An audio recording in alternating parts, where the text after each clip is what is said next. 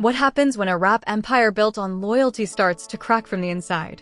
Because right now, Gucci Mane isn't just facing online criticism, he's facing real street pressure, and it's all tied back to his fallout with Pooh Shiesty.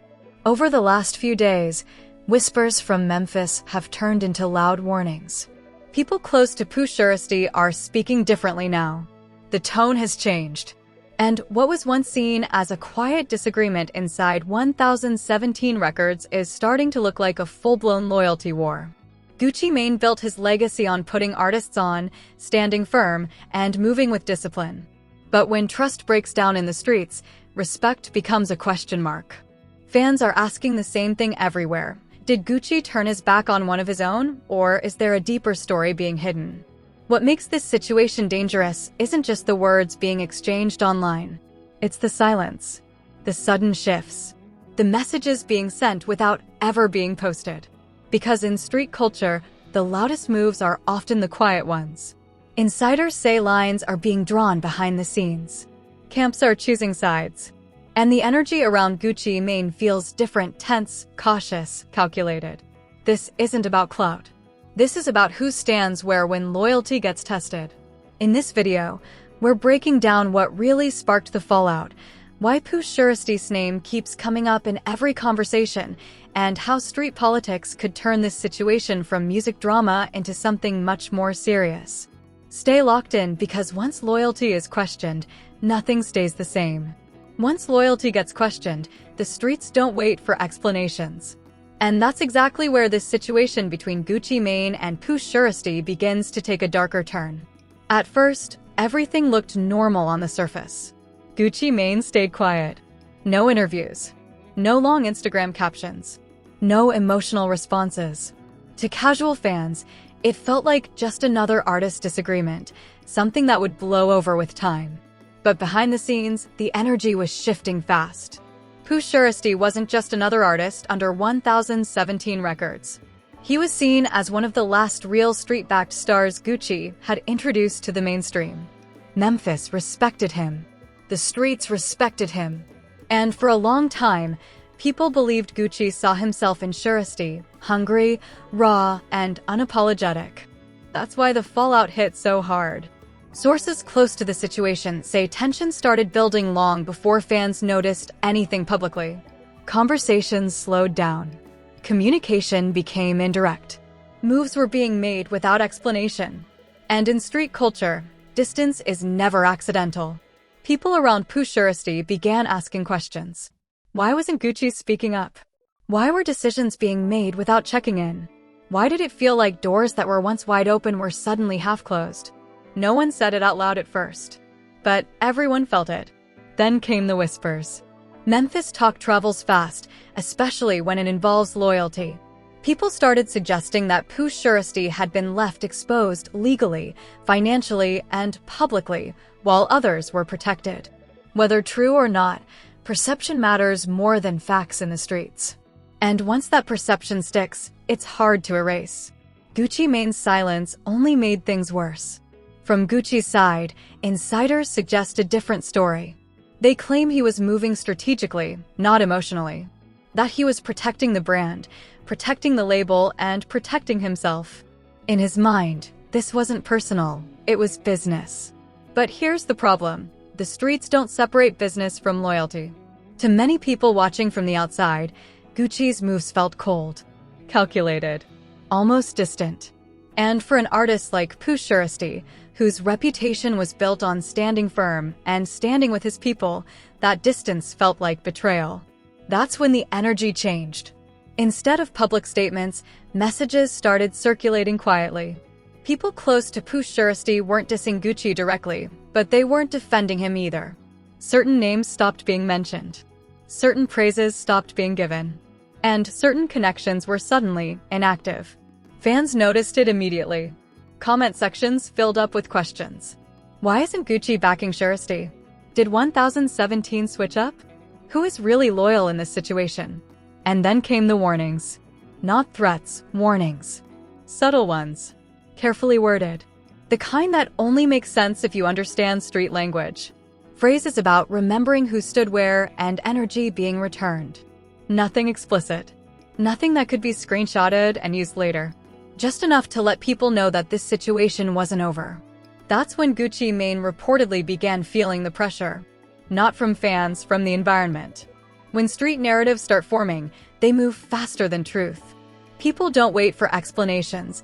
They choose sides based on respect, history, and perception.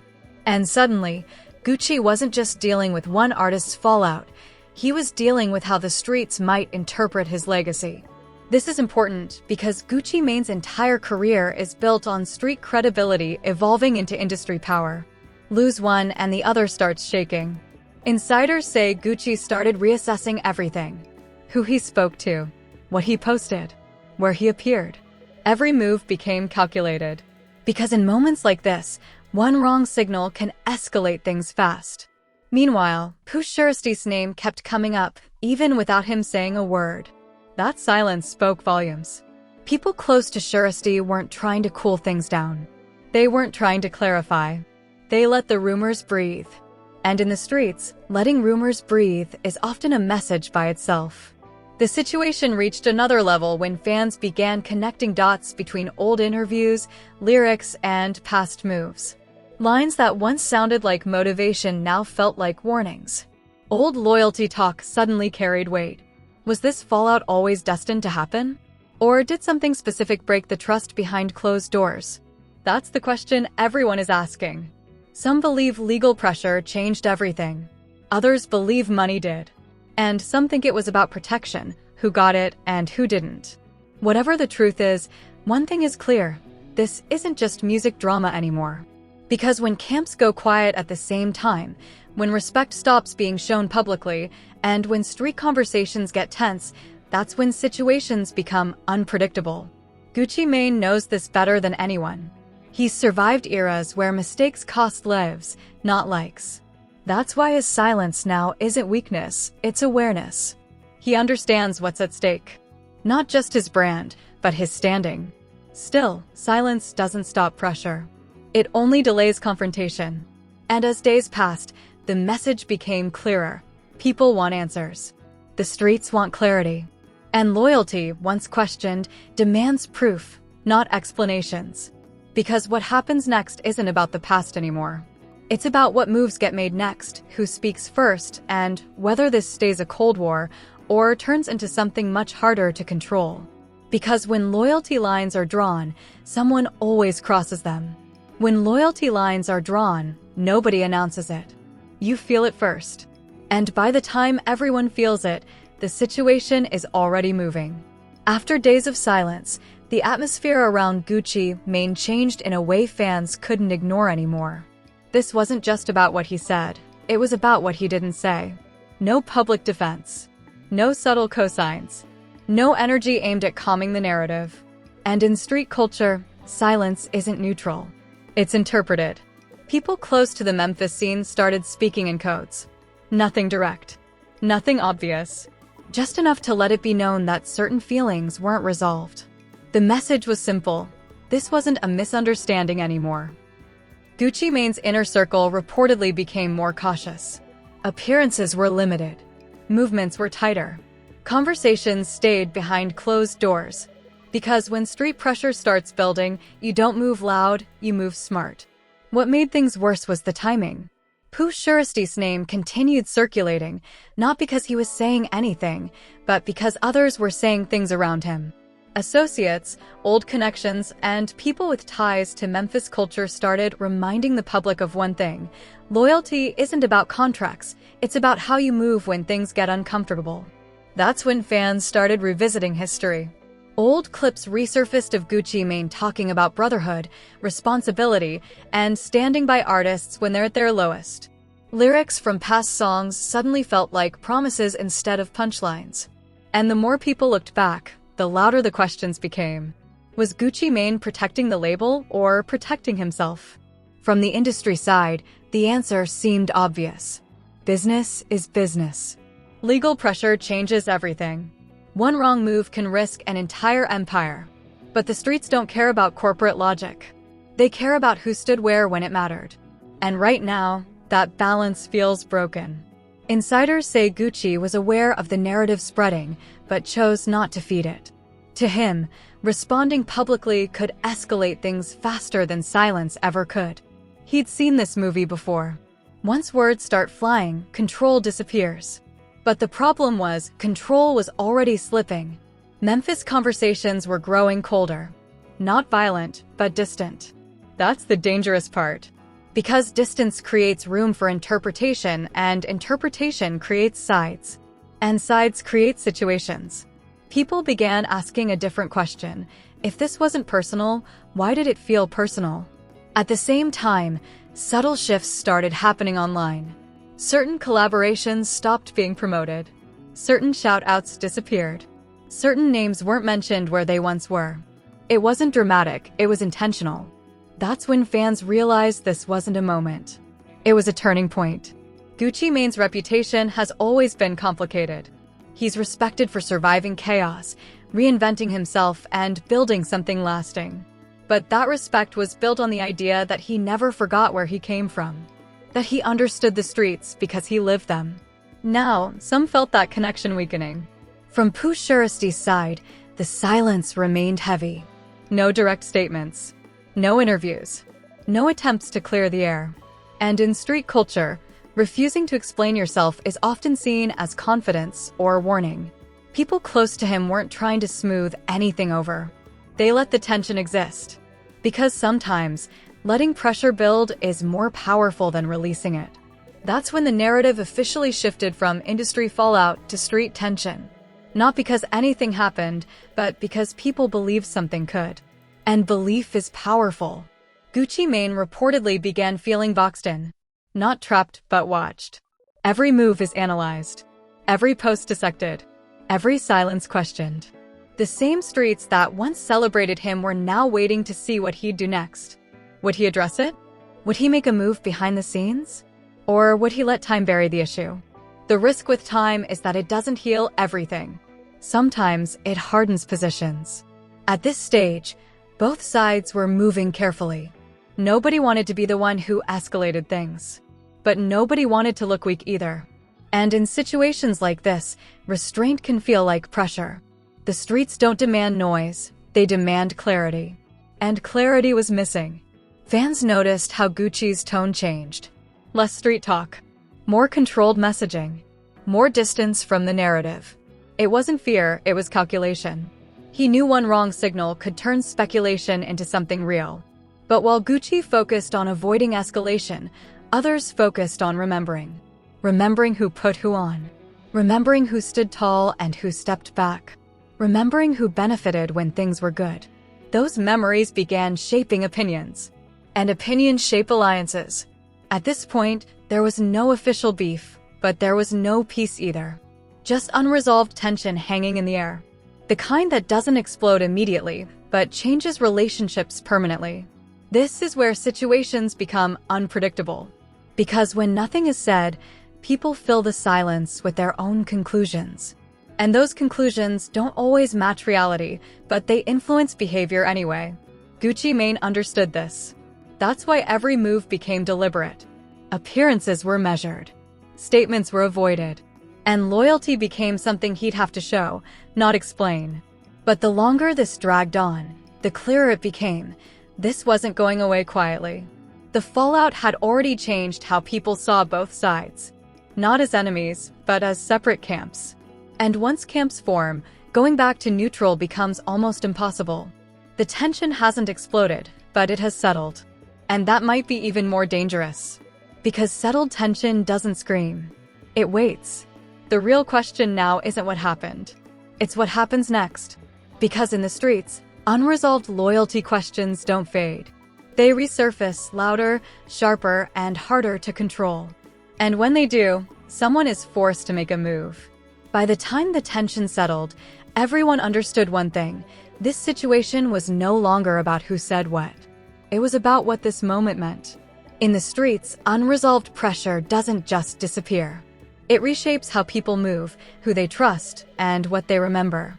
And for Gucci Mane, that reality hit harder than any public criticism ever could. This wasn't his first storm. He had survived eras when the streets were unforgiving, when mistakes came with consequences far beyond social media backlash. That experience is exactly why Gucci didn't rush to speak. He knew that once words leave your mouth, you can't take them back. And right now, restraint mattered more than noise. But restraint comes with a cost. As days turned into weeks, it became clear that this fallout had quietly changed the balance. Gucci Mane was still respected, but respect and unquestioned loyalty are two different things. The streets began separating the artist from the symbol, the music from the man, the legend from the moment. People close to the situation say Gucci started making subtle moves behind the scenes. Not public gestures, not announcements, quiet conversations. Old school approaches. The kind of moves meant to stabilize energy, not win headlines. Because in street culture, real power moves happen privately. At the same time, Pooh Shiesty's presence remained heavy even without his voice. His silence never broke, and that silence continued to fuel speculation. Some saw it as maturity. Others saw it as quiet resistance. But everyone agreed on one thing: his name still carried weight. And that weight mattered. Fans began to realize that this fallout wasn't going to end with an apology or a viral moment. This wasn't that type of situation. This was about perception, and perception doesn't reset overnight. The streets started asking deeper questions. What does loyalty look like when business gets complicated? Where does responsibility end and self-preservation begin? And can a rap mogul built on street credibility survive moments where that credibility is challenged? Gucci Mane's legacy was now part of the conversation. Not in a destructive way, but in a reflective one. People weren't trying to cancel him. In street culture, survival is a form of respect. Still, the damage was done. The idea that loyalty could be questioned at this level changed how artists and fans viewed power dynamics inside the industry. The myth that labels function like families was once again exposed. Because when pressure hits, systems protect themselves first. That realization hit hard for a lot of people. Pooh Shiesty became a symbol in this conversation, not necessarily a victim, but a reminder. A reminder that no matter how close the bond looks, the moment stakes rise, lines appear. And those lines stay. As time passed, the situation slowly cooled, not resolved, but managed. Conversations moved on. New headlines took over, but the undertone remained. Gucci Mane continued moving forward. Releases dropped. Business expanded. Life went on. But something subtle had shifted in how people spoke about him. Less mythology, more realism. And maybe that was inevitable, because legends don't stay untouched forever. They evolve, adapt, and sometimes lose pieces along the way. What matters is whether they still stand when the dust settles. And Gucci did. Not louder, not cleaner, but wiser. As for Pooh Shiesty, his silence kept his image intact. He never had to explain himself. He never had to react. And in street culture, not reacting can be the strongest statement of all. The fallout didn't end in destruction. It ended in distance. And sometimes, distance is the final outcome of loyalty being tested. This situation will be remembered not for violence or chaos, but for what it revealed. The fragile balance between street respect and industry survival. The cost of leadership. And the truth that no matter how big you get, the streets never stop watching. In the end, nobody truly won. But nobody completely lost either. What changed was the understanding. That loyalty isn't guaranteed. That silence speaks. And that legacy isn't just built on success, it's shaped by how you move when pressure hits hardest. And that's the real story behind the Gucci Mane and Pooh Shiesty fallout. Not beef. A turning point. Before you click away, let me ask you something real. Where do you stand on this? Because situations like this don't have simple answers.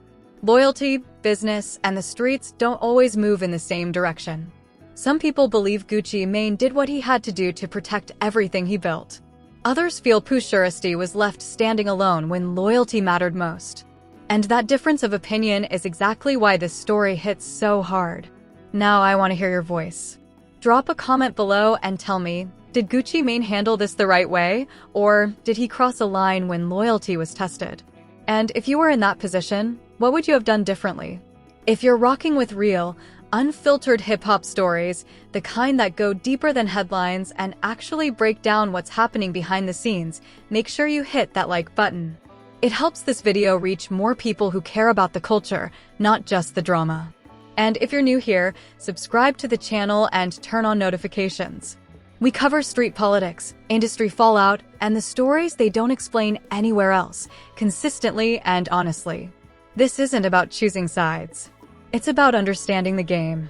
So stay locked in, stay respectful in the comments, and remember, in hip-hop, loyalty gets tested, but the truth always comes out.